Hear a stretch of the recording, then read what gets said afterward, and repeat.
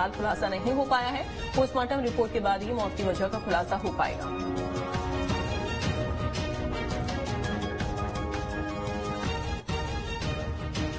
जबलपुर से बड़ी खबर, कृषि उपज मंडी में अनाज कारोबारियों की हड़ताल। कारोबारियों की हड़ताल से मंडियों में कारोबार ठप। जबलपुर कृषि उपज मंडी में 4 दिनों से नहीं लगी बोली। कृषि मंडी में अनाज की आवक और उठाव बंद हो गया है।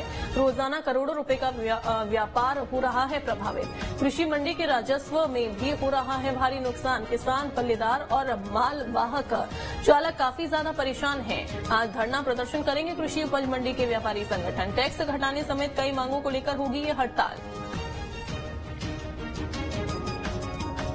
तो राजस्व में भी इससे भारी नुकसान हो रहा है। कृषि मंडी के राजस्व में भारी नुकसान हो रहा है और ऐसे में अब किसान भी इससे काफी ज्यादा परेशान नजर आ रहे हैं। जबलपुर से ये बड़ी जानकारी आपको दे रहे हैं, जहां पर अनाज कारोबारियों की हड़ताल होने जा रही है। टैक्स घटाने समेत कई मांगे इनकी हैं। कृषि उपज मंडी में अनाज कारोबारियों की हड़ताल है। कारोबारियों की हड़ताल से मंडियों में कारोबार ठप है। दुर्गेश जुड़ गए हैं। दुर्गेश, अनाज कारोबारियों की हड़ताल जिसका असर सीधा किसानों पर पड़ रहा है।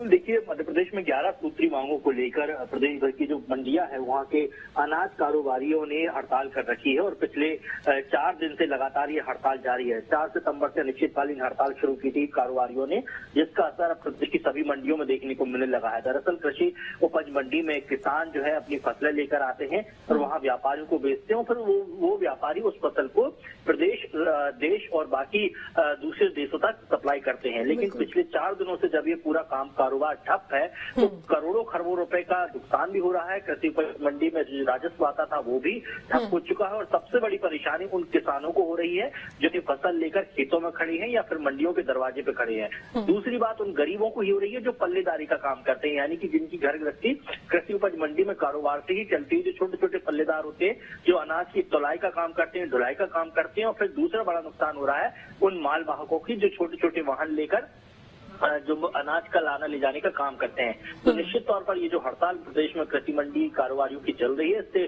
करोड़ों खरबों रुपए का नुकसान भी हो रहा है और किसानों और छोटे मजदूर वर्ग के लोगों को भारी नुकसान भी हो रहा है। तो निश्चित तौर पर इस हड़ताल का असर अब धीरे धीरे देखने को मिल रहा है, क्योंकि हड़ताल के चलते प्रदेश की 400 मंडियों में जो है सन्नाटा पसरा हुआ है और जिसका असर अब धीरे धीरे तमाम बाजारों में भी देखने को मिलेगा।